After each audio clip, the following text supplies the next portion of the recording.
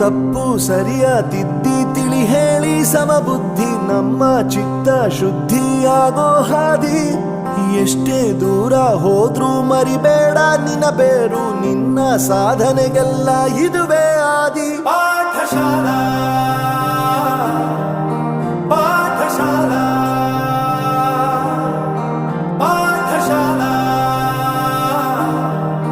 ಪಾಠಶಾಲಾ.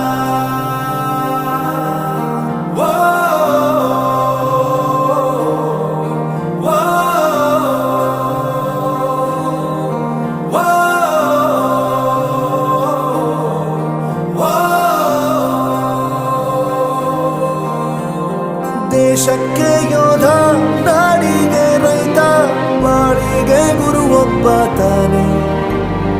ಅಕ್ಷರ ಕಲಿಸೋ, ಜ್ಞಾನ ಅಳಿಸೋ ಅವನು ಅನ್ನ